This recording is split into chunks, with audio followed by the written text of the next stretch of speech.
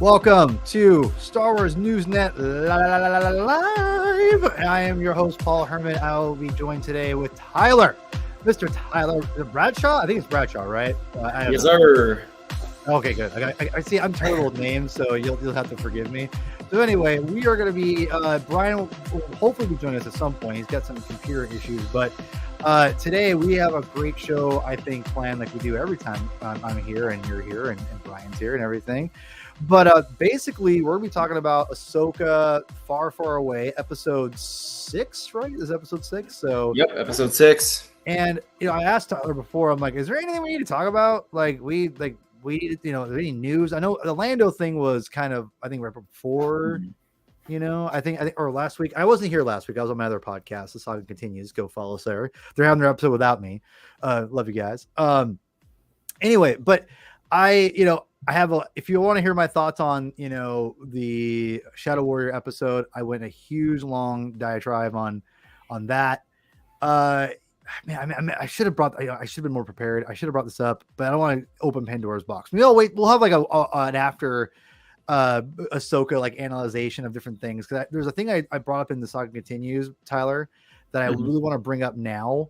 Okay. But I'm not going to, but I'm going to wait. I put it on like Twitter. Pandora's. Okay, but I'll just say this: it involves the Immortus gods. Okay. Do you see that tweet I did at all? Yeah, I saw it. Oh, all right, Yeah, all right. You I don't seem impressed. I don't like this. So okay. I have my thoughts on things. Okay, all right. We'll get into it. Okay, we'll get into that later, like after the series is over, because we're gonna have a lot of time to talk. People in the chat, I see people watching. Please like the video. I know it's annoying to say that, but also most importantly, please go in and interact with us on the live chat, because I want to hear what you guys think about Shadow Warrior last week, but this week also Far, Far Away. I meant to do this last time we were here too. Give us your 10.0 out of 1 to 10.0 rating of Far, Far Away. Is it a 7.5? Is it 7.3? 6.2? 5.9? I don't know. Like I'm doing this pitchfork style, Tyler. So I'll get your grade in a second. So people in the chat, start hitting us up with all that, or if you're not watching live, then go comment. I'd love to hear your thoughts, because again, this is an open forum for us to kind of express our opinions of Star Wars in a respectful way as much as possible. I love disagreeing with people. Tyler's already learned that about me. I am the king of disagreeing and being a contrarian, and sometimes I've been accused of that amongst other things. So anyway, hit us up and we'll get in. Let's go right into it, because I wasn't here last week, Tyler, but I think we could go for days and days and days and hours of analyzing Shadow Warrior. I think that goes without saying, right? Right. Absolutely. Okay. There was so much there. I think there's almost equally as much this week. See, she just stole right from me. It's stolen. No, it's good. No, and that's what I was getting at. I would totally agree that I'm actually surprised how much they revealed in this last episode, because I almost thought Dave would kind of string it out a little bit longer. I thought we'd get more reveals like next episode and then last episode. Right. But man, he dropped some bombs in this episode that I'm like, I wasn't really prepared for, to be quite honest. So we'll get into it. It kind of starts off with Ahsoka and Hu Yang just chilling out on their ship in a Purgle, flying across the universe. If you guys know, they're so beautiful. I'm sorry, I'm not a big Beatles fan, but anyway, this is a great shot. I also I don't know about you guys, and people in the chat hit me up here. Do you guys like the fact that this is a different light speed effect with the whole kind of rainbow, like this Rainbow Road, like Mario Kart Rainbow Road light speed? Okay. I like that. Right away, we've got here, Chuck gives it 8.5. Yeah, Chuck, I'm with you. I'll give you my rating here in a second. All right.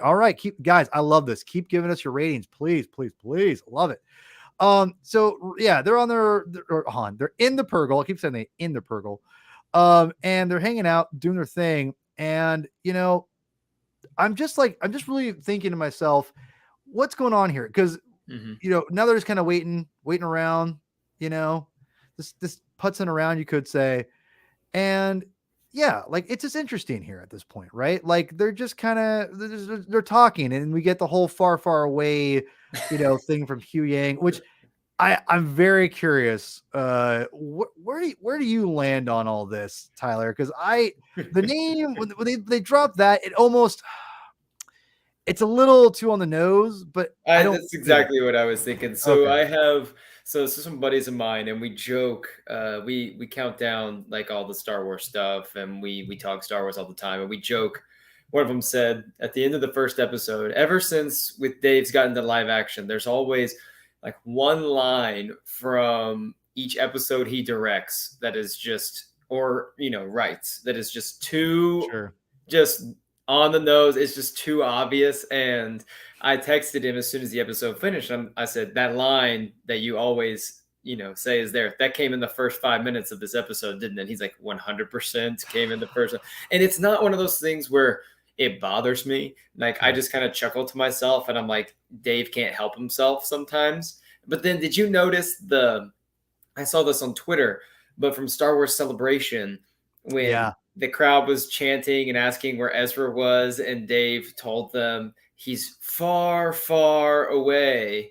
And it was like, masterful gambit, sir. Like, you did tell us where he was after all. But he did. I thought that was funny. But yeah, the long time ago thing, that made me chuckle. I was like, it's a little. It's what it is. It's what it is. Yeah. Well said. Well said. It is what it is. Have you read? Has anyone? And again, people in the chat, give us your rating 1 out of 10 for the Far Far Away episode. I'll get your rating here in a second, Tyler. And like the video, everything. I want to hear your guys' thoughts about the episode. There's in the very infamous first draft of Trevorrow's Duel of the Fates script. There's a line where it's not a line in the movie, but it's a line in this kind of description. It's so bad. It's so bad, dude. I hate that script. I've read that script. It's awful. It's so bad. I'm sorry. I've never read it. People try to tell me it's good. I'm like, you guys tell me that came out in the theater, people would riot. There's no doubt. Especially I've never been into the whole, like, even with some of the other like movies and projects that get shot down, I've never really been into the whole, oh, what could have been kind of thing. I just more focus on kind of what we have. And that's a little bit more difficult nowadays, since all the Star Wars movie projects that, pop up every few weeks and get canceled a few weeks later, it seems like. Which shout out to May 22nd, 2026. We're just 974 days away from what could possibly be our next Star Wars film. But so we'll see. So anyway, but there's a line where it's Hux, he kills himself because he's about to like die or something. It's weird. Okay. But anyway, the line goes, and Hux lost the Star War. And I'm like, oh, you actually wrote this? Oh my God. It was just like, it's almost as bad if like just a Dave next week's like, Ezra Bridger goes, we need to get the Star Warriors up right now. It's like almost that level of bad, in my opinion. It's so terrible. I'm sorry. Anyway, so we're going into, with all this, people in the chat, did you guys like the whole kind of like inside baseball thing? I didn't hate it, didn't love it. I didn't hate it though. So people in the chat, hit me up, give me your ratings of this too. Tyler, before we get into because to me, like, it's kind of weird that Ahsoka comes into it for like 2 minutes and then leaves. It's like, and I listen, I don't have a problem calling the show Ahsoka at all still, but it is kind of strange that she kind of disappears, like, for a little bit. What's your rating on this? What's your personal rating on this episode? So last week I gave last week's episode a 9, and 2 weeks ago when we talked, I had told you that it just seemed like Dave was holding nothing back with this show whatsoever. And so each week now I expect just haymakers to be thrown, and I liked this episode a little more than last week. So I gave it a 9 last week, 9.0. I'm going to go 9.1 just because it was just a little bit better for me. But oddly enough, I have a few more, I think, critiques of this episode. I think there's just There was just so much going on in this one that I loved, and I think it was the fact that there was just so much newness to this episode. Like Yes. things that people that I've watched Star Wars with for years and I were experiencing new together, but also people that are pretty new to Star Wars. They don't know what's going on, and they're asking me like, "You're super intel. Is this some book thing that I'm not?" I was like, "I have no idea where we're going, guys. Like this Some kind of book thing." Like that's what they always ask me whenever these shows are like, "Is this from this guy from some book that I haven't read?" Because I'm like, "No, he's not from the second book in the Thrawn series, I promise." But right. Well, that's why I love about this episode. Sure. So here's a question for all you guys out there. I'm very, very curious. Do you think that this series demands rewatching this with Rebels or whatever? Because I don't think so. I've seen a lot of people like online start asking that. Like, I've seen like the whole "let's get my tweet trendings" thing, and some of those things are innocently. Like I commented on one where someone was legitimately like, "I have to watch all this." I'm like, no, yo. But some people are like, "I think you need to," but comment, they'll leave a comment if whatever. I'm like, whatever. I'm not buying into that. Right. But here's the thing. I legitimately think that that's incorrect, because I think Dave has done a great job of putting so many different aspects of the show that both take from the series, that he explains things, I think, through exposition to, I think, just natural dialogue that in characterizations, you kind of pick up on the things that you need to know. And then the best part is, I think, I'm curious what you guys all think in the chat, and Tyler, follow up with this. I think he's done enough. And I said this before, he's done enough of building for us as hardcore fans to keep us on our toes, to where we don't know we don't really know what's going on in the backstories either, because of Sabine and Ahsoka and Hu Yang, like how they get together, et cetera, et cetera. It feels like everything feels earned. Like Balin, Shin, they all make sense in the context of this. So I think if people are nervous, I'm like, no. Like it's there for an awesome backstory, but you don't need, I don't feel, people in the chat, hit me up. Am I crazy? Am I nuts? Tyler, am I crazy?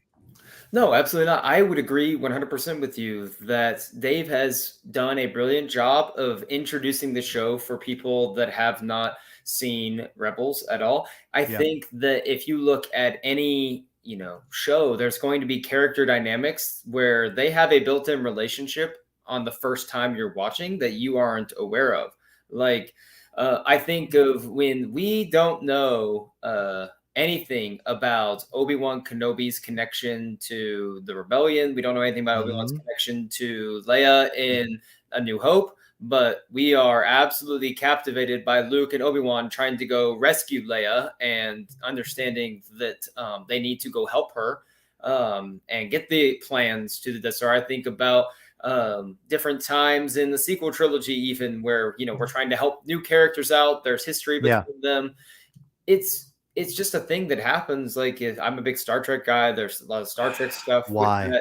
It just, with this, you don't need to know everything about Sabine and Ezra's relationship for the importance of finding him to still resonate. Yep. Because they've mentioned several times who he is, how important he is, and they are the main characters, and we're following these main characters on this journey to find this person. And I think it correlates just perfectly with the audience. I saw someone on Twitter say that, you know what, you can feel like emotionally, charged by this, but if you haven't seen Rebels, you can't like feel the same way that I'm feeling. And that just doesn't make any sense to me, because I, went to see a Star Wars sequel movie with someone, The Force Awakens, who had never seen a single Star Wars movie before. That was their first introduction to Star Wars.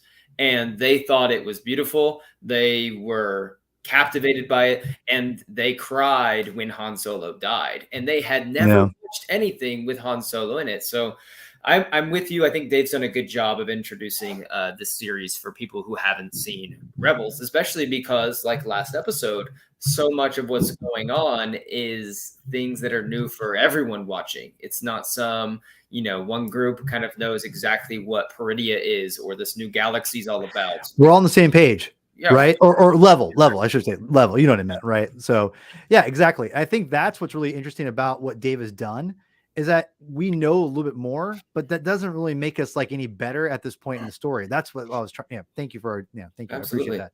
So we'll get into right off the bat. Like we get Sabine on the ship. Balin is just walking around like a pimp, like he always does. Is like, "Hi, that's me." It's like, as my wife once told me a couple weeks ago, I'm getting hot dad vibes from him, and I'm like, that's fair. That's fair. So we get this scene where we're flying into this whole new galaxy, which is just really exciting, right? And we start flying around doing this. What in the hell? Like, this is insanely awesome. I live for this kind of stuff, man. And we get thrown into this whole new galaxy, and it feels new. It feels like something's quite not right in the neighborhood, you could say, right? And we immediately fly and we land, and we're greeted by the wonderful Holy Mother of God. Guys, okay, Tyler. Sorry. Tyler, like I am losing my mind about the Nightsisters. Okay. Because one of the things I loved about the Clone Wars was the inclusion of the Nightsisters. Now, I grew up in the dawn of the EU. I never read Courtship of Princess Leia. I don't know if I ever will. I've only heard horrible things about it. But I do remember them introducing the Nightsisters, and then the whole Dathomir, that whole thing was introduced there. I remember that as a kid because they talked about Rancors being on there, which is awesome. I love Rancors, right? Who doesn't love Rancors? And then when I watched the Clone Wars, and then they introduced the Nightsisters, I fell in love with it. Also because I like the Nightsisters a little bit because they retconned Cheryl from Battle for Endor as a Nightsister. So anyway, I digress. I loved Mother Talzin. I loved anything with Nightsisters in it. I'm like, I'm there. When they are greeted by the Night Mothers, I was like, and then all of a sudden, exposition, wonderful exposition, in my opinion. We're on, what they call them, the Dathniri. Yeah, Dathniri, right? Remember right? Yes. Okay. Yes, it's like Dathmiri. Also, like strong. I don't know if you've seen Doom, but like I got strong like Bene Gesserit vibes. Have I seen, brother? Have I seen Dune? Come on, bro. Come on. Yes. No, that's a great point, actually. Thank you for bringing that up. Continue with that whole thought.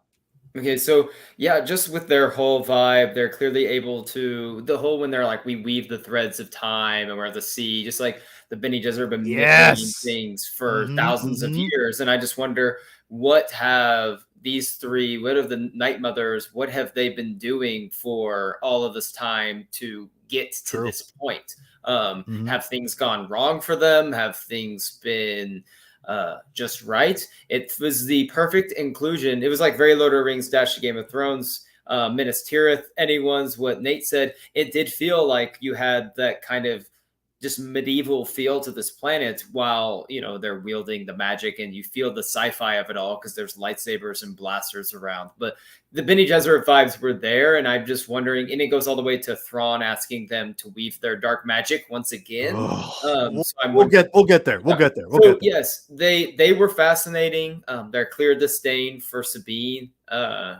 was right there in our face.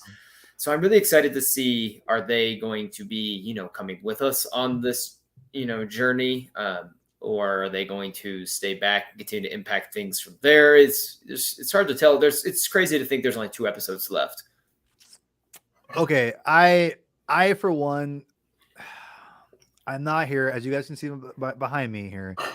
I like the sequel trilogy more than most people. I have a lot of problems with it, but I accept a lot of what's going on, and I like what we've gotten. I don't love. What's that? I love the sequels too, so you're not going to get any argument from me. All right. So that being said, what Ahsoka is giving us is what I always wanted the sequel trilogy to be, which is about this fantasy element, like all of the. I'll let this comment by Wilson up here. He says very Lord of the Rings, Game of Thrones, this whole feeling, right? That to me is Star Wars. Is a heavy fantasy feel with a little hint of the sci-fi edge. Not again, I want to bring Andor into it, but not the other way around. But it can work that way. That's what makes Star Wars, I think, so fascinating, is that it can be a fantasy or a science fiction or a perfect mesh, to me, Star Wars will always, again, this is my opinion, and people in the chat, you can say I'm crazy, I'm right, I'm dumb. You can say I'm dumb, I don't care. But I do feel that Star Wars for me works better as a fantasy. And this to me totally just emphasizes that. I think when you come in and you walk in these Force, because the Sith, the Night Sisters are Force wielding. It's just a different aspect of the Force. And I think there's a Clone Wars special feature. I meant to grab it. That Dave Filoni talks about that they tap into a different side of the Force, kind of a thing, right? Like maybe it's a commentary, but someone on there can go and post it on there. Let me know if I'm crazy on that too, because I'm pretty sure that Dave said that. Like he pretty much confirmed back then that the Night Sisters do tap into an aspect of the Force that's not Sith or Jedi. Now, and that's all set up in this episode too, right? Like we get that, the dark magic or whatever, right? It's, and the big thing for me, and people in the chat, if you loved Mother Talzin or whatever, Mother Talzin seemed very powerful in the Clone Wars cartoon. And she even worked from the grave, right? Like her spirit like lived on. I think didn't it live on during with Darth Maul? Yeah, right well, with Maul, it was with I can't. You know what I'm saying, exactly, though, right? But I know what you're talking about. Yeah. Yeah, in the comic book, like this, that's based off the series, that her spirit's like still there. I forgot something like that, right?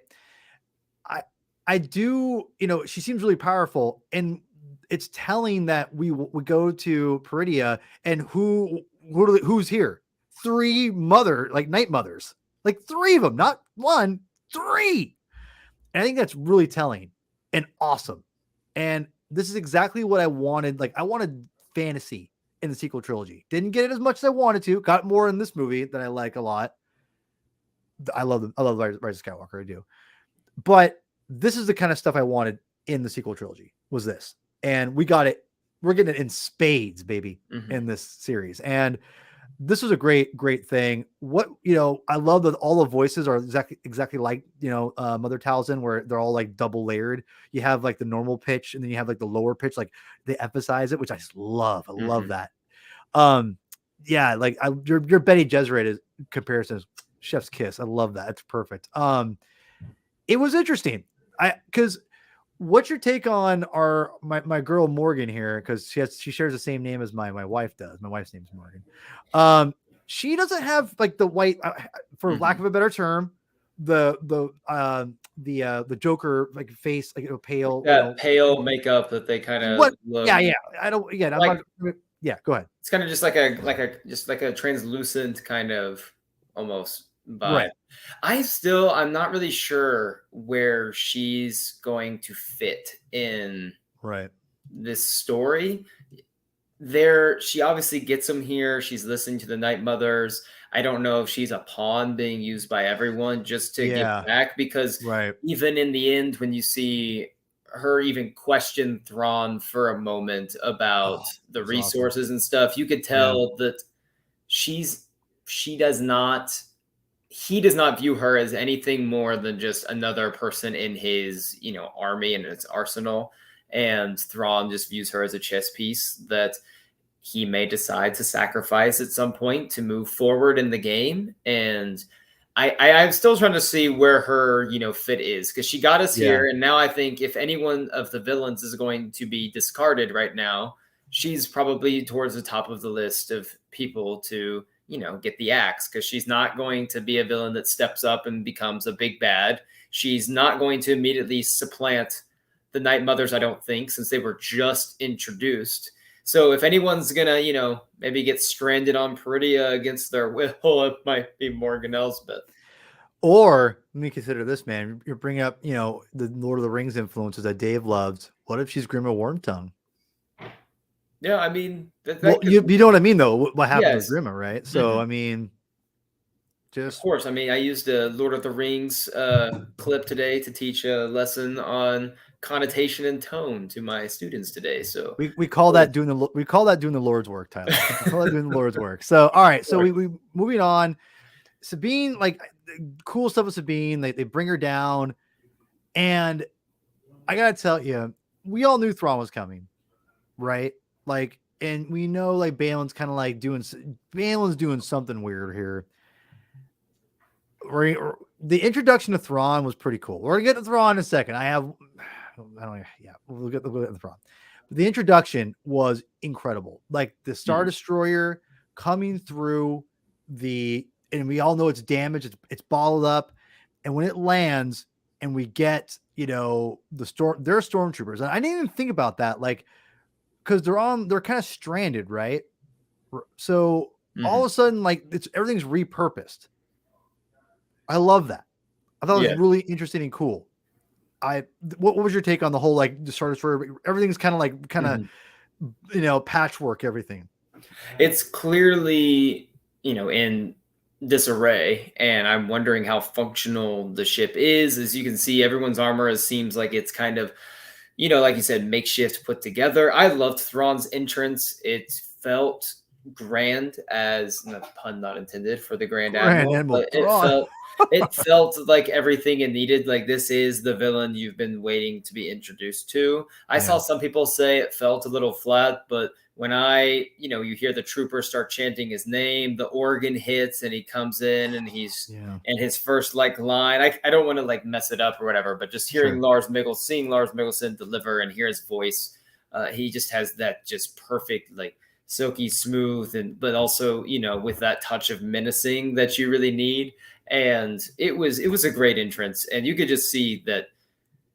I feel like Thrawn himself has almost been trying to hold his dignity together in this time. And you can tell that even by the troopers with the armor and everything, he's trying to maintain the sense of order. I think he's itching to get back way more than he's letting on, just because it's got to be killing someone like him to be stuck over here with all these limited resources, no purpose, no plan. And this is a guy that's all about having that purpose, the plan, the strategy to move forward.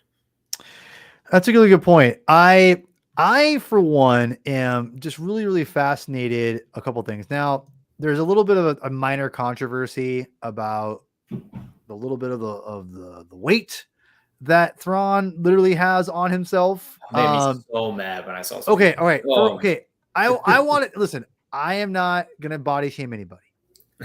I'm not going to. I did find it distracting only because of this. Because you're building this whole world, right? Of like they're patching everything together. But Thrawn, and Thrawn's and everyone's like, just barely eating around or whatever. And Thrawn's like just I don't know. It's a little odd to me. It was a little odd. I'm just gonna say that. I'm not saying like it's because I think Lars Mikkelsen was good. I don't his acting came through for me where it wasn't a distraction of like, I couldn't take it. It took me out of it and I hated his guts or anything like that. But it was a little distracting, I think, in the context of what they were building, the world building they were doing already, if that makes sense. So you could call me crazy, Tyler. Tell me if I'm being too insensitive. I don't know. But that's just what I thought. It didn't ruin it for me. It was a little just distracting and just didn't really fit in with everything else. Maybe I'm being way too harsh. Am I being too harsh? I don't think it matters. It really frustrated me online seeing people point it out. Like, he's a 6-year-old guy that does his thing. And would you rather? I don't know. I just, when I see people complain about this, like, well, would you rather have someone else play Thrawn? Like, I don't see. No, I wouldn't. That's true. I would not. So, I would not. Yeah. To me, it's, if anything, Thrawn's it is a little interesting because the last time we saw him in animation, he's this jacked guy that is super fit. But I mean, it's been quite a bit of time, and he's doing this, and it literally does not take anything out of it for me whatsoever. I just look at it as that's Thrawn, that's Lars Mikkelsen, and Thrawn is awesome. Like I just that's fair. Yeah. Hey, listen, I'm not sitting here to saying like it ruined it for me. It just was a little distracting, I think, in the context of everything else. But I got over it. Hey, but it's not his fault that he doesn't have his like assassin droids to go two-on-one with in his training room anymore. The Purgles, they took the extra, like my friend Tim from the Saga Continues said, they took the exercise room. That's what they did. That's one of the rooms that are knocked out of the Chimera. It's not there anymore. No, but that being said, I do love the grandeur that the Admiral comes in with, and like you hit it on the head. the music, and it just, I will say there was an eeriness to everything. And I think when you put everything together with the music, and was, again, another phenomenal job by the Kiners. I will say that when you get all the chants of all these guys lined up with they're all looking all mangled and crap, and then you got freaking this BA just looking like, I have no idea. Like, I never expected this to be like, I needed this, but I did, and I like it. I love it. This stuff is like, this is what keeps Star Wars weird, man. This is why I had the button in the first place. Keep Star Wars weird, because this is amazing. I am so glad that Ezra showed up in this episode, because I do not think I could handle another week of crazy Ezra theories of the online people that were going to say that this guy, Enoch, is Ezra. If Ezra had not shown up this week, 100% there would be people that would create this fan theory, around that trooper. And he looks awesome. Enoch, whatever, is pretty cool. And and I think he's right, because my friends were, again, I don't want to talk too much about this, but I just want to, the last thing we'll end with this whole comment. My friends who saw him at Celebration said that he's really thin now, or is really thin. So either he lost weight afterwards, or it maybe is intentional. Maybe he's supposed to be like the fat leader, or excuse me, overweight. That was insensitive. I apologize. I shouldn't have said that. But this kind of like, almost like a grotesque kind of like, like I am, I don't need to do much. And it's kind of like a symbolism, you could say. Right. So maybe that's what they're going for. That would make sense. So I'm willing to give it that much thought, Mr. Wilson. Good call. Enoch is rad. Like, straight up, like, this is like weird. It feels very Roman Empire to me, or whatever, like that kind of era. You're a teacher, you know stuff better than me, man. I don't know what the hell I'm talking about. But you get what I'm saying? Like, it felt very like, it just feels almost like our world, but not really. I would like for him to be what I was hoping Captain Phasma would be in the sequel trilogy. Because Captain Phasma had the awesome look, and look, yeah. Gosh, I'm forgetting the actress's name now all of a sudden, but they had the perfect person to voice her and play her. Gwendolyn Christie.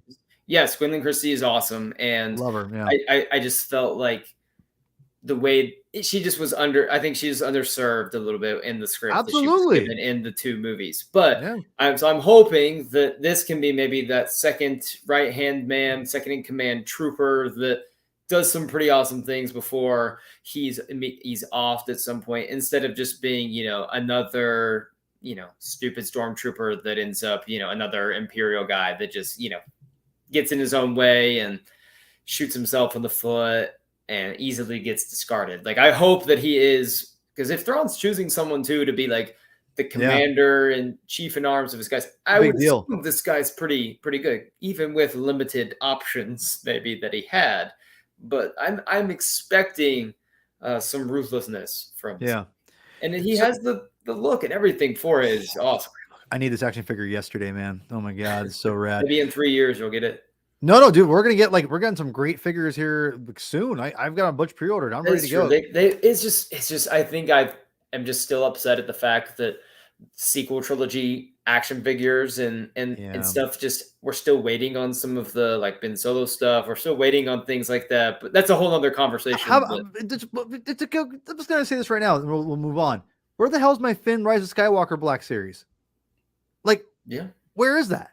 And they've done a good job with the Ahsoka stuff and everything, but it's even like this last summer, like the Andor, like action figures and stuff are coming out a year after the show's coming out. With Ahsoka, they've been dropping, some fun things, and it baffles me they don't drop things like that as the shows are coming out or to lead up into it. It like, remember Empire Strikes Back? Like, I remember watching the Boba Fett documentary, and they had the Boba Fett costume walking around at parades. They were selling Boba Fett action figures before the movie comes out to build up hype. Different day and age now. But imagine word of mouth, Tyler. Imagine. It's crazy to think about these days, right? So we get, the reveal of Thrawn, and we get him looking all crazy and just insane because he's amazing. And I really do. I did like Thrawn despite my little comment I made. I think he looks great. And the reveal of this, is he's got a pact with the Dark Mothers, or the Night Mothers, excuse me. And we're getting this kind of weird, like there's a tension immediately with Balin a little bit. Like he's not, he kind of knows who he is. I thought that was interesting. I don't know. And this all this gets revealed. It's very interesting how it almost feels like there's three sides at play. There's the Night Mothers, there's Thrawn, and now there's Balin. And people in the chat who are watching, am I crazy on that? Tyler, am I crazy? Are there three different things going on at once here? I don't think you're crazy at all. Thrawn clearly has a vision. I don't know we don't know fully what that vision is and why the Nightsisters are so important for it. Because I think everyone's initial thoughts were, you bring Thrawn back, you unite the Imperial remnants, and you kind of have a makeshift fleet and you go from there. But this is going to be, I think, grander than what we thought, a little bit bigger than what we thought, with the Night Mothers now being in play. I think that we could do, a whole week's worth of shows just on how great Ray Stevenson has been, and how just the gravity that in the importance, like every scene with him just feels so enhanced. And every time he speaks, I am hanging on to every single word, every GD word. You know that this guy will cut your throat if he needs to, but hearing him talk about the Jedi Order, and you can hear the longing in his voice almost to go back to those days, because he does miss the idea of the Order. He says he does miss the Order, the idea of it, the hope for it, what it should be. And I am so curious. I think what's fascinating is we have this whole story with Thrawn, and he's been introduced. We have Sabine being reunited with Ezra. Ahsoka's on her way. But what fascinates me the most is this dynamic between Shin, who's a little skeptical about what's going on with her master right now, and Balin, who is after some sort of greater power that exists here that we have absolutely no idea what that could be. That is somehow bigger than the Night Mothers, bigger than Thrawn, bigger than, Balin and Shin themselves. And to me, that is something I am more excited even to see, because I think that the Thrawn stuff is going to be the larger narrative that plays out over the season 2 or Mando and the movie. And I think this greater power is kind of what we might find out. It gets explored and even possibly resolved in these last 2 episodes. There's so much to unpack, because what Dave Filoni has done in the structure. Because listen, I've gone on record saying that Dave Filoni is not the world's best, writer. But I think he's way more solid than people probably give him credit for, in my opinion, too. And I think what's amazing with his background of animation and having 30 minutes to compact a lot of information and having a little extra time, but also knowing the way we love Star Wars and what we love Star Wars and why we love Star Wars, he's able to kind of just knows how to give a little bit and just drop hints. Because the thing about that, I think both JJ and Ryan and other writers have struggled with, is they don't know how to really give us backstory and entice us without being too obvious, or just when to do it enough. And kind of, again, that balancing act that I think is so hard in Star Wars. The moments when Balin is talking to Shin multiple times, because we have when they're out looking for Sabine, there's this scene where they're just kind of talking about Peridea in general. And, Shin's like, do you miss it? Whatever. And he's kind of like, no, not really. He kind of says yes and no. And she kind of talks about, that's what you trained me for. And he's like, no, you're something to be more. He's kind of alluded, he doesn't want to be a Jedi. He claims, I don't want to be a Jedi. Right. And he's like, you're going to be something more. And he's after more power. But what does Peridea have at this point that we know that Dave has kind of like emphasized? Dark magic. What is so Balin's trying to conjure up something to somehow, because think about this too. Remember this guy? Let me bring a R.I.P. Merrick. Right. What was Merrick's deal? I mean, he this Nightsisters. What was he infused with? like that Night Sister The magic. Night Sister magic. Mm-hmm. So, and he was with Balin. What? So, and Peridia is like, it almost feels like that comment he made to Morgan on the first episode or whatever that episode that was at the very beginning. It's almost like when he's like, "Oh yeah, Peridia, haha, like fairy tales, ha ha ha." It feels like he's playing dumb. I disagree a little bit. Okay, maybe I didn't say he was. I don't know if he's playing dumb. I think that he's not necessarily letting on as much as he thinks. But I think when he's talking to Shin, I think he is not sure that what he's pursuing is there. He's trusting in I agree with that. I agree with that. Yeah. And he's hopeful too that instinct is correct. But the dark magic stuff is true. But the comment that he makes that made me almost shudder was, she said a power, what are they, Shin says everyone's trying to leave here. Why shouldn't we? And he says, are they trying to leave to go there? Or is there a greater power they're fleeing from? Oh, yeah. And it just makes me wonder, like, are the Night Mothers uniting with Thrawn because he's their ticket away from whatever it is that's brewing on Peridia that Balin is actively seeking out? I'm wondering what's going to happen. I think, yes, Emmy Wilson, but Marok was definitely foreshadowing the Night Troopers. Nate said the season needed way more than 8 episodes, and I would agree with that. It's I think we all agree. We only have 2 episodes left, but crazy, man. But yeah, so that's my line that really had me stirring, was her thought of Balin's thought of, are they fleeing a greater power than, what they possess? And that's really why they're trying to get out of here. And I don't think the next 2 episodes are any longer than what we've gotten. So the amount of threads that need to be tied together here, and of course, I'm sure this is going to lead into season 2. But what are your thoughts? I'm curious just on that line specifically, because either this is going to be, like a wild, chase that ends up for nothing, big MacGuffin of like, there's actually no greater, he was deceived, and we see that he ends up being this kind of completely broken man. Like, this is something that he's been holding on to, and he's been holding it together, trying to find that power that can give him what he wants. He breaks down, and Shin gives him the stab in the back because I don't think Shin will completely. I think, or is he going to actually find something that leads to this greater power? And I'm just curious, is it going to result in something, or is it going to be just kind of a wild goose chase here? Okay, we have so much to talk about. We'll go a little bit longer today if we need to, but listen, I don't think Shin will be stabbing Balin in the back because I hope not. Well, here's why. First of all, you gotta realize the archetypes that they represent, right? It's that mentorship. What happens to the mentor in these things? That's usually what happens. I hope it doesn't happen to Balin. My prediction, it's going to happen. That it just reeks of that. And it gives her an arc in a sense to where she'll have more revenge factor against them when Balin dies.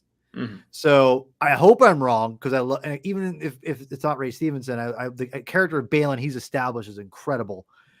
It doesn't feel, just again, because Filoni likes the traditional archetypes, even though it's not one for one all the time, which you have to keep it fresh, right?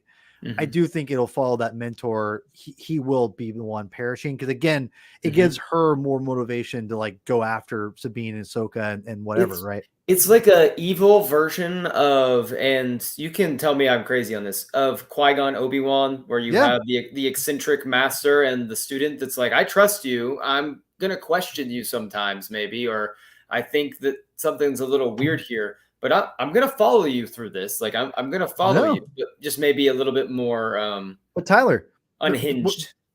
Well, remember we talked about the first episode, right? What did it emulate?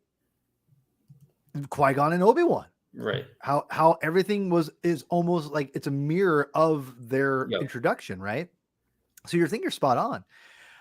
Here's what I've gone on record. I'm not sure if it's on the Saga Continues or this show. I think I've gone on record many times. I've said Balin is going to start attempting to do something bigger than the Jedi. He resents the Jedi for some reason. It's probably because they rejected him, in my opinion. I think they rejected him in some way. That's why he feels so like pissed off. I think he's going to try to start a new kind of Force user, and Peridia represents that because he talks about these old stories that he heard as a kid. You know, obviously the Force, something's drawing him to there, like with the Nightsisters there, and there's something there, and he's alluded to it. He's trying to emulate, because he even tells Shin, I've said this before, and he tells Shin, you're something more than Jedi. So he is trying to build his own kind of idea. And that's why he's saying what Thrawn is going for is fleeting. He's right. Mm-hmm.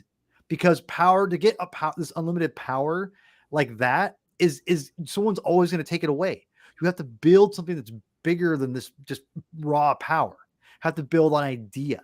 Mm-hmm.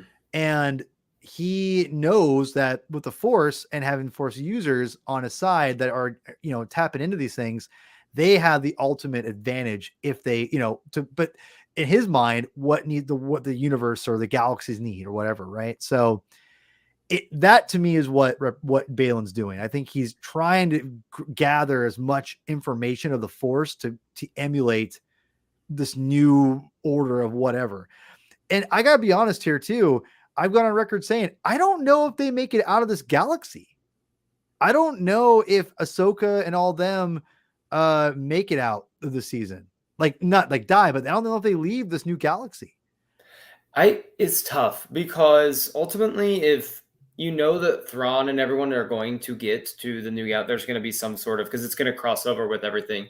And if you're going to end on some sort of cliffhanger, you know, type note, I think the ending with our heroes being stuck in another galaxy when we know they have to get back over there for the main battle. I don't know if that's the cliffhanger you want to end on. How about this?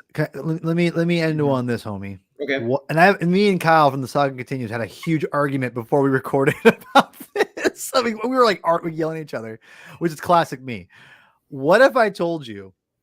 And I thought this was everyone thought this. I thought I was like, oh man, I'm like everybody else. What if I told you that this movie takes place in the new galaxy? I'm not rejecting that whatsoever. Here's the only. Let me finish, and I'll throw it to you. People in the chat, am I crazy? Again, rate the episode, guys. Hit me up. All right. What I think is if you take, because what Kyle was telling me was you can't do that because you're gonna have Han, Luke, and Leia in this movie. I'm like, there's no. I don't need Han, Luke, and Leia in this movie. I don't. I mean, sure, fine, whatever, 100%. It's cool. Like, you know, I'm invested with all these characters. I don't need Han, Luke, and Leia. What I think and what I thought was the big battle with the Mandalorians and all this will take place in the other galaxy because it then separates everything from the sequel trilogy. So you can literally have, you know, two, you know, parallel stories going on, you know, within reason.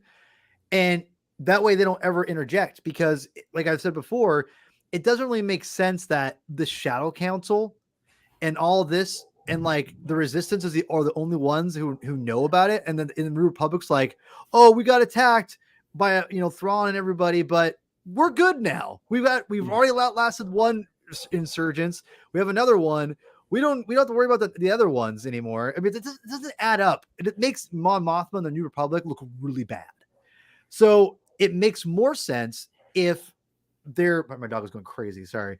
It makes more sense if they're in a totally different galaxy and they're not even like in anything and no one knows what's going on. And that to me feels like more of what will probably end up happening. That way you can kind of save your sequel trilogy things and let them do their own thing. But then at the same time, have them when they reconnect on screen together, meaning like the Rey and the Ahsoka and whoever's left, there's a big like Avengers kind of like, Avengers is not the best term, but that idea of team up. I've gone away again. That's a whole different series of podcasts, but Tyler, please comment. Couple. So I'm first off, I think that's a cool concept in theory, like having It's a the theory. two because Yeah. it gives credence to them being away during some of this time. But I Yes. also feel like I can watch and of course the original Star Wars stuff was made before we got all of this kind of ancillary content with like Rebels and comics and books. But I can watch Right. the original trilogy and not be like, well, how come the ghost isn't there? How come these people aren't there? I just kind of like the galaxy's so big, everyone's doing different things, and the New Republic has shown itself to be just so distancing itself from anything going on that they are just completely disillusioned from what is actually happening in the galaxy. Is just this absolute apathetic Yeah. bureaucracy that's going on. I get And it. so Yeah. I could see, a bunch of people just scrapping together to do this, led by the Mandalorians. The only thing story wise that would be difficult is if I don't know if normalizing getting from one side of the galaxy, this galaxy, to a completely other galaxy, You like can't normalize it. like You can't. that. Yeah. And I feel like if you're doing this movie, you have Skeleton Crew, you have Mandalorian season 4, you have these two shows, and this is all going to converge together. And you have characters from that shows that they would have to get over there as well But the in order skeleton crew to make have to tie into it like that. It could take place the same time, but it doesn't have to. I think that that's their hope and their goal. It doesn't have to, but even if you just do I that, know. I know what you're Mando, saying. Yeah, you're not wrong. yeah. I know But what you're saying. then even if you just do Mando instead, like you still have to get the Mandalorians over there, and I don't. And it's how many one-off trips can you have to another galaxy and just say, oh, we can't get back now. We But can't that's get what season back. 4 could be doing too. I mean, listen, I'm probably wrong, but I do hope that maybe if it does, here's what I want ultimately, okay? And then we'll move on to Sabine and Ezra, and then we'll probably end there. And some last thoughts. I will say that there's what I would like them to do is to be so separate from the like Han, Luke, and Leia that they end up ending, like at least for the Jedi's, like Ahsoka, she and Sabine and Ezra go over to Peridia and that other galaxy and do their thing for a while, and know there'll be a time when their time is to come back, and that's when maybe the Rey movie can come up and say, "Hey, we're all together now," or, something along. I mean, I don't think it's gonna Right. be that. I don't think the movie's gonna be about that. I'm just Yeah. be very clear, but you get what I'm saying. Like, have them reconnect and then literally bring in the whole, like, the true legacy of Anakin Skywalker, which I think does extend from Ahsoka Mhm. to Rey. So, That's fair. I think everyone has this idea that the Heir to the Empire movie, and I don't even know what that's going to be called. That's kind of like the I hope it's online not. term that's been dubbed for it until we know more, is going to be this really grand battle. I think it's going to be a lot more subtle than that. I think it's going to be a lot smaller in scale, but maybe more Yeah, spread out in different areas. And that's why it's not this giant, galactic fleet that is massing and it pops your eye. It's like the Shadow Council has intended. It is this seemingly kind of these pockets, but now they're going to be focalized, at least centralized in their leadership. sure. And even in a battle that we need to happen, like I don't want Han, Luke, and Leia and everything. For me, it's as simple as if you just have the Falcon show up for a minute. Like the Star Wars galaxy is so big that I Yeah, think it's perfectly reasonable to assume like there's so much we haven't explored in there, and you can always just have little pockets going on here. Like you have the Mandalorians doing this, maybe they're leading this because Thrawn is such a strategist and strategic mind. I could see him, just Stratejo. plotting all over all the place. Versus, I don't Sure. think it's going to be kind of your Return of the Jedi esque, where the Emperor amasses the whole Yeah, Imperial fleet, and because then like it's true if that happens, and it's like you said, and it's like, well, that doesn't really make a lot of sense because the New Republic sees this giant problem, and they're like, "Oh, you guys, the Mandalorians handle it," because that's my other thing too, guys. Like, it's not just the Jedi; it's the Mandalorians. Like, if the Mandos because it feels like they're gonna be reconnected or re kind of vitalized after this whole thing is done with with Mando and Bo-Katan or whatever. It does feel like, where do you go with that? And because if these super commandos exist during the sequel trilogy, where the hell were they? Because like the First Order is this, that's my point. Like there's gonna be, like, listen, I love comic books and the Marvel universe and all that stuff. I love, like, people you can write around the stuff, right? But there has to be a legitimate good reason why they're gone. And this other galaxy, I'm just saying, is probably your, like, it's like your back door, or it's your back door, basically. Mm-hmm.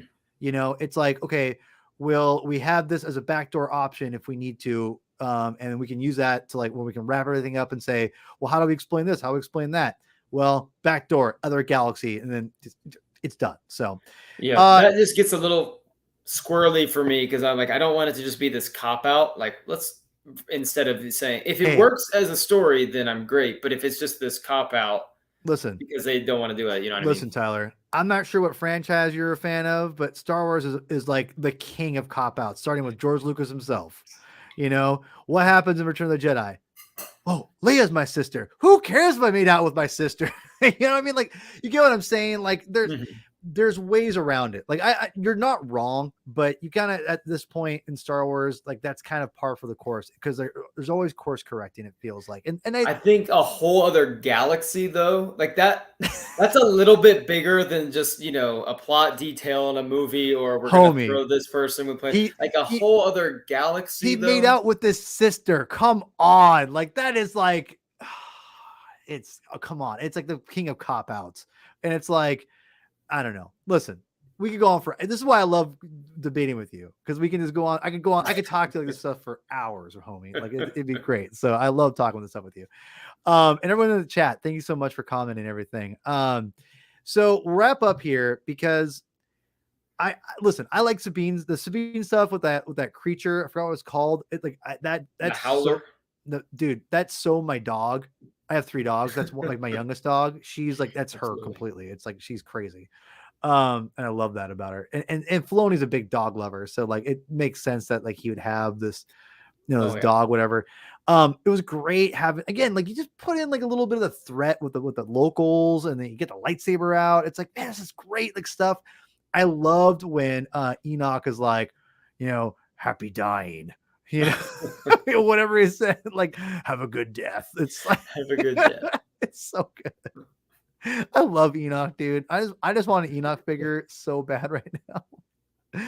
Oh god. Anyway, so she goes off and, you know, has a cool fight scene. Again, you're sprinkling in fight scenes. I love it.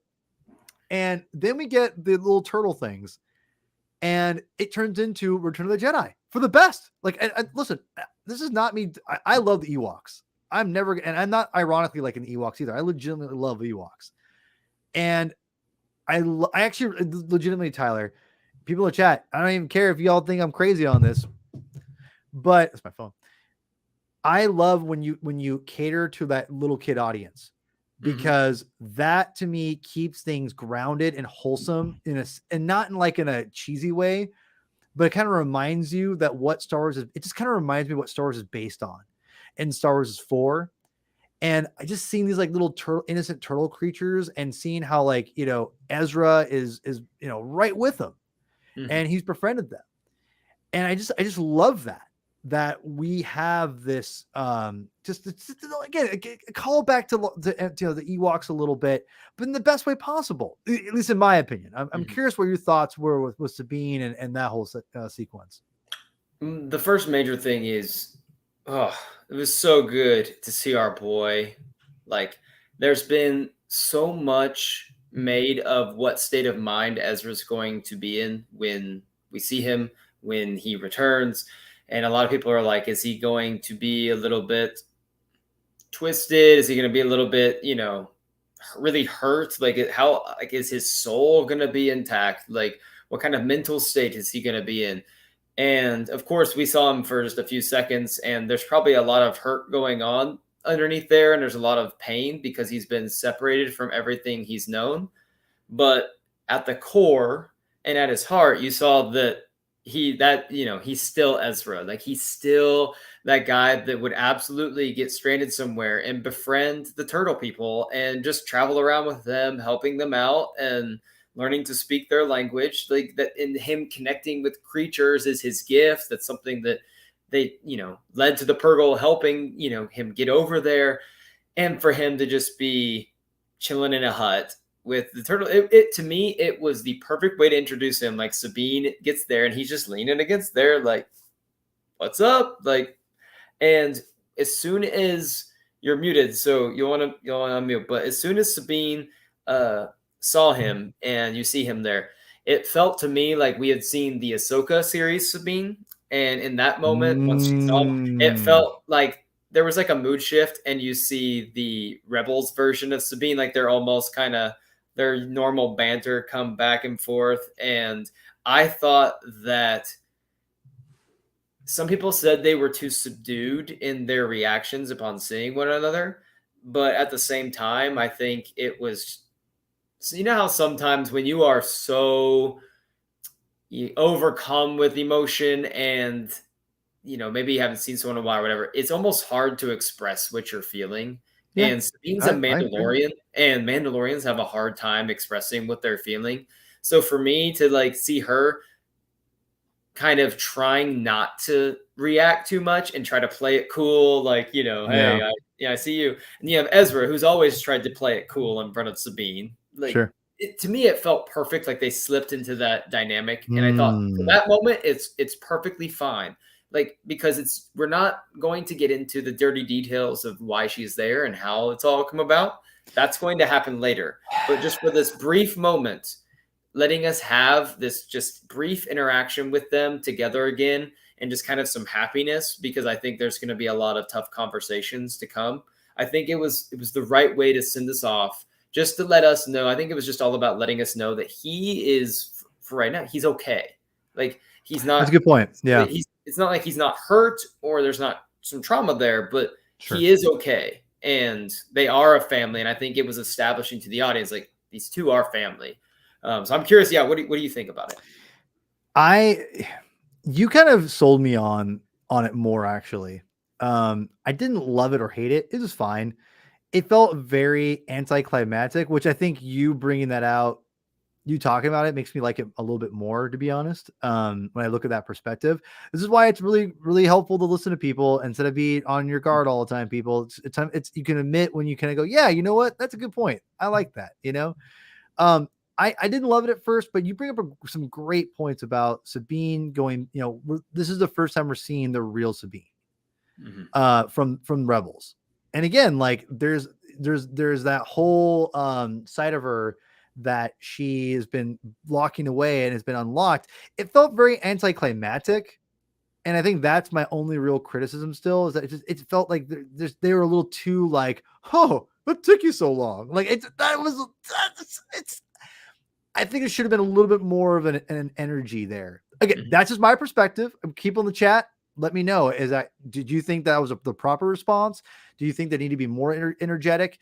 I still liked it. And I think you sold me on it more. I just didn't love it. I thought that it should have been a little bit more dramatic. A little bit. It's a little bit. I just felt like Ezra in Rebels is just so, especially around something so nonchalant, like, yeah, I got this. And he sees her. He's probably watched her come in for a minute, and he was just taking that in for a minute. He's like trying to like, oh, what should I say? Like, if I run out, like, then she's going to be like, oh, that's a good point. Yeah. I want her to, he's probably overanalyzing the whole thing. He's like, do I want her to think that I missed her more than she missed me? Like, and then she's feeling the guilt of knowing that he might not actually be able to get him out. She's representing false hope. It's just, but beneath all of that, you see that like how much they care for one another, and you see the dynamic. And I think it was really beneficial for the non-Rebels watchers to see that too. That's a good point. See, you've won me over. See, people, you gotta be open to things and just let people like just come with an open mind. Because, excuse me, you won me over. I still wish it'd be a little bit more dramatic, but I think you make some really great points that maybe not like this a lot more. I talked before about the brilliance of having everyone on the same level for the show, and how we all don't have to watch or all of Rebels to get everything.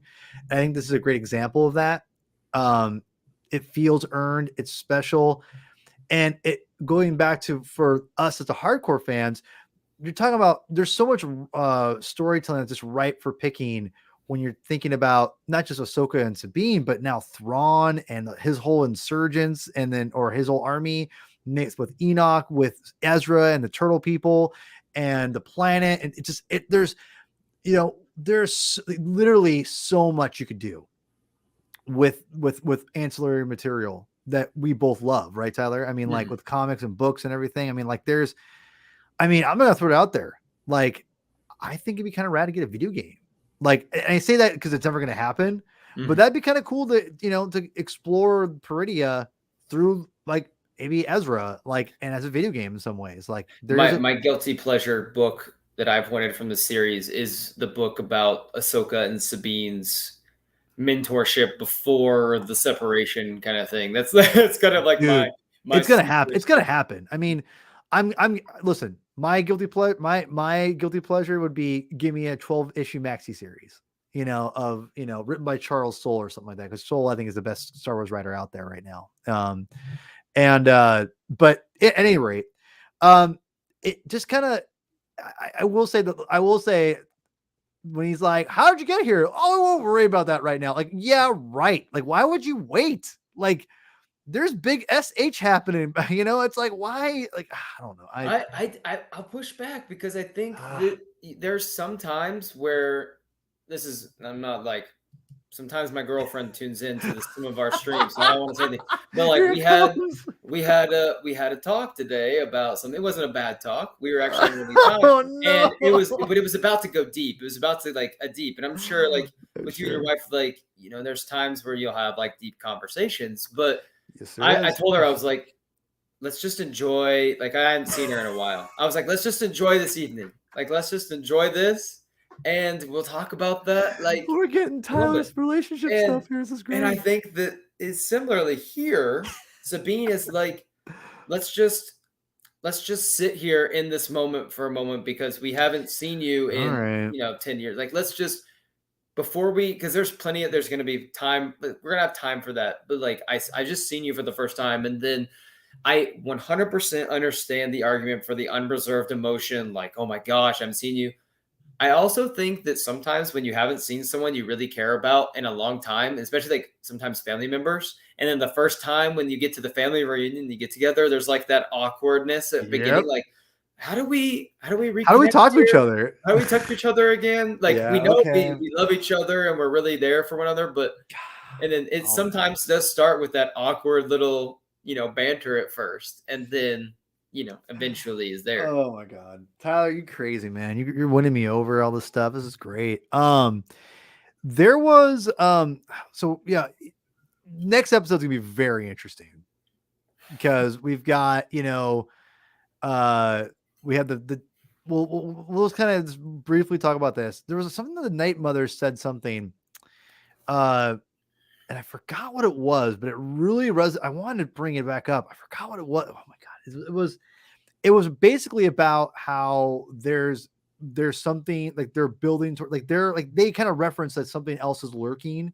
Mm-hmm. It wasn't Balin though. It was like them, like they said something along those lines. Am I crazy on that? Because I want to say I only watched the episode once on Tuesday. I didn't do a normal rewatch. So okay. No, but they said something. I forgot they said something that I was like, man.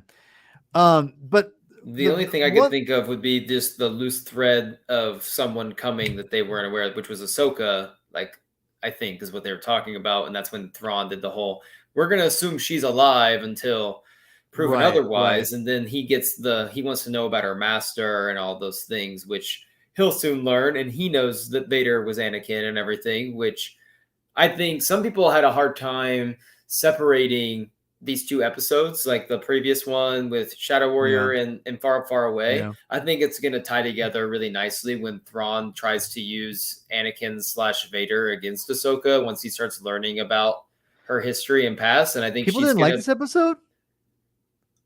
No, I mean, like they said, it was just kind of a weird to go from everything like that transition and then from jump that in the transition. Okay. Gotcha. And so but I think it'll serve really nicely when Thrawn inevitably tries to use that against her And I think she's going to be grown beyond that, and she'll have that moment where she's powering through. So we're ended on that, that he needs to use their dark magic, and I'm very curious what that Again. Once again. I wonder if the dark because obviously Morgan talks about that the Night Mothers have to they're the ones that kind of first were able to go from the Purgle to the new galaxy. So that's how they got to Dathomir, was through the Purgle, and probably used dark magic to protect themselves. So they probably didn't have ships, I assume, to get to Dathomir. So it almost feels like the Purgle are like this almost like the secret way for the Nightsisters and Night Mothers to kind of do that whole thing. There's an interesting element here, because I just want to throw it out there. Remember, Palpatine was teaming up with Mother Talzin. Like, he wasn't dumb. Like, he kind of knew, like, I gotta take this chick out, because if I don't, if she's around, like, that's a threat, legitimate threat against me. And knew how powerful she was. But it is evident he didn't know everything about her either. So and also like the Zabraks and whatnot, like, because obviously Darth Maul is a Night Brother. Are they from Dathomir too, or not Dathomir? You know what I mean? Like, are they from this Dathomiri kingdom? Yeah, exactly. And how did that kingdom fall? Like, there's so many things I'm just dying to know. But, and like, how many other like indigenous my species gosh. are in this galaxy? How big is the galaxy? Barbara's message in the chat. If that happens, hold on. Let me get here. Let's see here. What we got? I will cry. Can you imagine? Oh God. Oh man, you're talking about like Game of Thrones, like dire wolves and dragons dying and everyone bawling their eyes out. Man. Dude, if Barbara Purgle fall, I will cry. Like, I'm blaming. I don't think that would ever happen. Nate, you better hope you're right, man. Because I don't think that would ever happen. But I'm that scared would just to death. Can you imagine all the little kids watching? What about little kids? What about grown men? I'll cry. God damn it! Like, don't, Barbara, don't toy with my emotions like this. But back to the Dathomiri. Yeah. Thank you. But the Dathomiri Kingdom, Nightsisters. Do you think we'll see? And I don't think we will. But do you think we would see? You remember the episode where Mace Windu fights like Mother Talzin, and she has like the little green like magic saber thing? Yes. Yeah. I wonder if that could be something we could see in live action. That would be pretty cool, or something beyond that, even like a take on that. I think Dave Filoni is tapping into something that Lucasfilm can be able to be used later on for different stories that aren't Sith, for Rey and the other new Jedi Order to, he's broadening the lore. And that's what Dave has been so brilliant at doing and helping John, because John's done that too. It's not all Dave. John's done a lot of this in Mandalorian too. He's broadened the different kinds of lore with Mandalorians and other stuff too. But like, they have done a great job of broadening the Star Wars lore and giving us what we want, which is, like, a lot of us love that lore and that backstory. I think we're going to be getting a lot of seeds, at least I would assume so, with Dave kind of being one of the head honchos of creative here. He should be the whole honcho of creative, but that's a whole different story. I think we're getting this here. Like, we're getting an idea of like this new other galaxies, a kind of, again, that backdoor idea of how do we introduce new threats that aren't just like, I'm a dark Jedi with a lightsaber, that can only be taken so far. And we're getting a little bit of like, okay, like there's these other Force users that are more magic based. You could say magic. Interesting. And I think that the Dathomiri are a good example of that. So I can't wait. I mean, again, there's a cost to magic, and we know there is, because Merrick, like, he was able to get taken out of Savage Opress. There's lots of things here that are at play, and the dark magic does have a price to pay. I mean, I think in that Rebels episode, where Sabine takes it, like they become possessed, whatever, and those spirits. Another thing to think about too, there's Force ghosts but even you and Canon, Tyler, can probably attest to this, that the dark side can consume like an object, and the Night Sister are kind of similar like that. So they couldn't step out of their little lair, right? Mm-hmm. So it's interesting that maybe that the Night Mothers represent like all of the old mothers, if you will, or like the dark magic, and they embody that, and they can't escape Peridia until they leave Peridia. I think that's where we're getting a lot of the stuff from, which I that's my guess, but I could be wrong on that. But Right. I gotta tell you, I think this episode was great. It's fantastic. Do you want to answer? Do we want to answer MB Wilson's question real quick before we get out of here? Yeah, go ahead. Go ahead and read it out loud for us. So he said, they said that Sabine, the Ninth Mother said, they said Sabine reeks of Jedi. So are they from the known galaxy, or were there Jedi in that galaxy? My interpretation is that the Jedi and Night Sisters in the main galaxy were at odds, at times. Like, obviously, we have a Clone Wars episode where Mace Windu's literally fighting Mother Talzin with lightsaber on night magic sword or whatever. I'm assuming that they just have an ideological difference with one another, and the Night Mothers are somehow able to tap into the events of the galaxy using their dark magic, kind of how they communicate with Morgan Elsbeth, and they're aware of the Jedi, and they just ideologically oppose them, and they despise. I don't think that the first Jedi came from like another galaxy, or I don't think there's Jedi in this other galaxy. I think it's more of channeling there. I'm going to disagree, because here's what I think. It wasn't the Night Mothers, but Balin did say something that he referenced about like a rogue Jedi. He referenced what Ezra was. Did you get anyone catch that?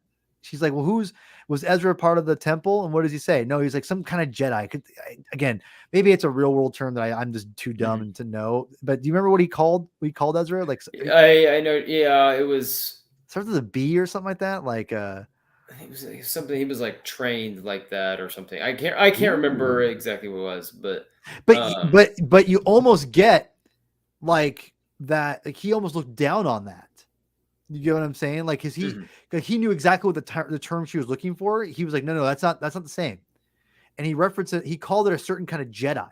It was like Bakken. Yeah, it was Bakken. That's it. Yes. Bakken. Thank you.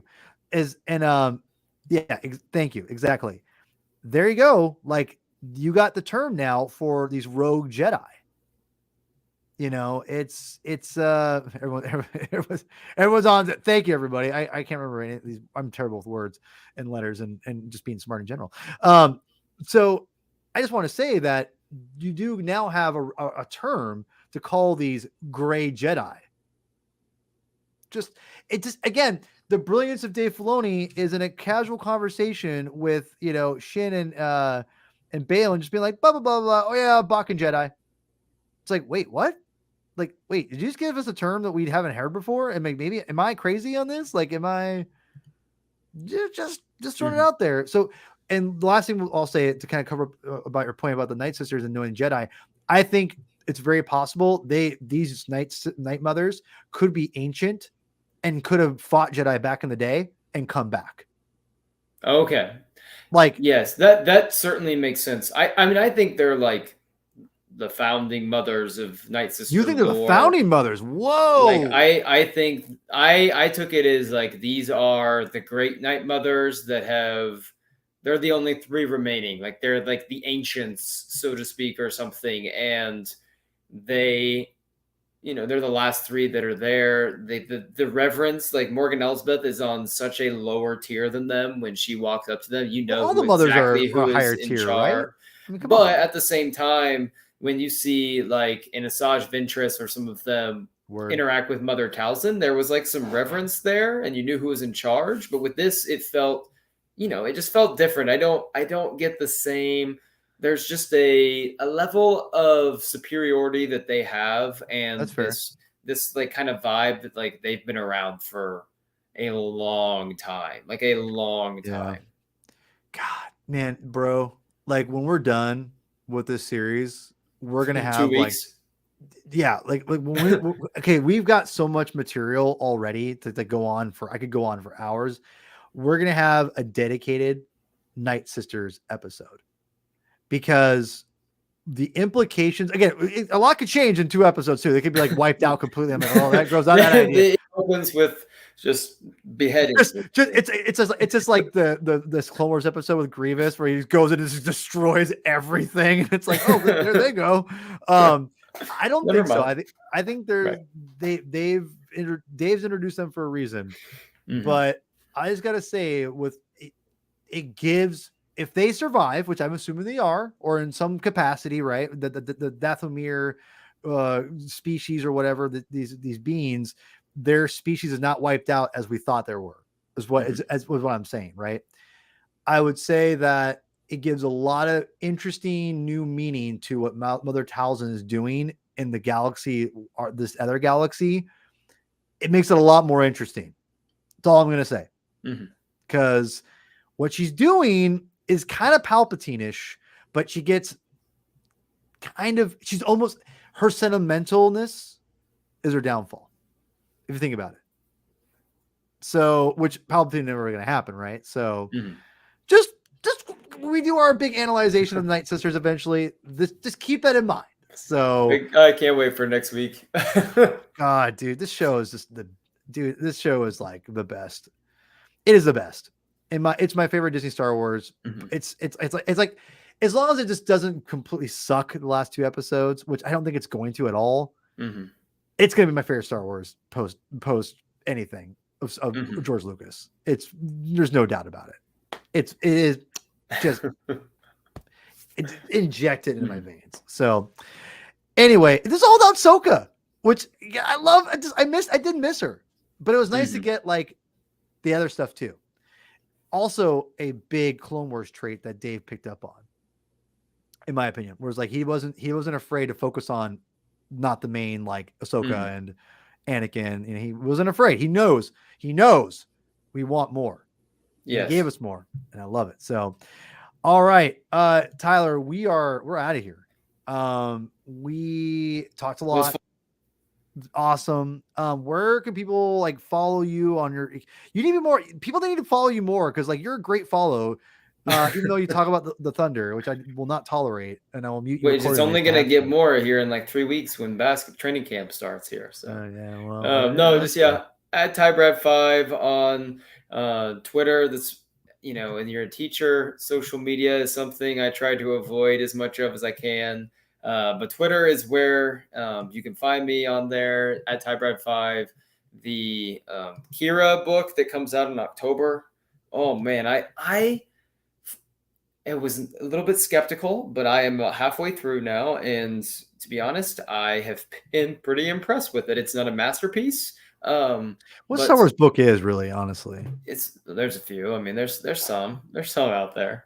All right, we'll save that. That's a different conference. I don't want to make this go 40 minutes. So Lost Stars. But like it's like, in terms of like Star Wars masterpiece. It's not that, but it is much more riveting than I thought it was going to be, and I've always been kind of like like the Crime Syndicate stuff, but reading this book about her rise through Crimson Dawn, it makes me want a Crime Syndicate show or something out there that I really want. So I did that. Got a comic book coming out next week. I'm going to review stuff like that. Just pretty chill right now as I am managing everything else. But yeah, managing life as a teacher. I was married to one, and a full-time student right now as well. You're a student too? Yes, homie, you are crazy. I finally started reading this. Finally last week. Oh, sorry. Oh, you'll have fun with those. Dude, I'm already done with this first volume. I love it. Oh yeah, I reviewed all the whole series for Star Wars News Net. It was a lot of fun. It took me the first 2 issues I liked, I didn't love, and then by I think issue 3 or 4, the writer, I forget who's writing, but like Guggenheim, I think I think he got into his like Han Solo groove, and it really just kind of took I off for me. I really enjoyed the whole thing. It was fun. Man, I loved it from the start. Like I thought he got Han's voice immediately. I loved. Again, I don't want to get too much into it was fun. It was fun. I look forward to. I have a whole bunch of comics I need to get caught up on, and Ahsoka's giving me motivated to do it. So finally, so yes, you can follow me on Twitter, X, whatever the hell it's called now, for as long as people are still using it for now. At Herman22 with 2 N's, aka P Thug, as you can see here. Go please subscribe to the Comic Binge today, my YouTube channel. We talk about comic books. There's a bunch of Star Wars stuff on there. Go ahead, get on there, leave comments, say how much you love me, hate me. I don't care. Like the videos, just interact with the videos, for God's sakes. They're good stuff, I think. At least the people are on there, not me, but other people are great. Really appreciate everyone who already has. Like this video, comment, subscribe to the content here. Val's been awesome to give us an outlet here, I think, to try to get more people, like, their voices heard as much as we can, and people who can disagree and agree to disagree and not all hate each other. So yes, thank you, Barbara. It was awesome having you on here, and pray for the Purgle. Indeed. I blame you. You're the one who gave me I didn't even think they were fine, or they're going to die, but you praying for the Purgle. We saw the bones. We don't need to see any of them shot down. So if that happens, though, I'm putting Barbara on blast next Thursday. I'll just say this: if Barbara is right, we know she's from the production. That's all I'm going to say. She has to be from the production, because if that's what it is, that's right. I won't be here next week. It's my week off, but I'll be here the next week for the finale. I'll be there for the finale. Woo-hoo-hoo! Dude, I might have to get on early for that one. I might be a 3-hour one. I don't know. We'll see. I'll talk to my wife. She's in charge. Anyway, please, everyone, go subscribe to the channel of the Star Wars Newsnet. Follow them on Twitter. Follow us on the Facebooks, all that stuff. Great website. Great everyone who competes. Nate, thanks for coming in and helping us out. Everything. I really appreciate it. You know what? You're not wrong. You're not wrong. So anyway, everyone, thanks so much. And we'll see you all next week. And may the Force be with you. The most used tagline of any Star Wars podcast of all time. You're welcome.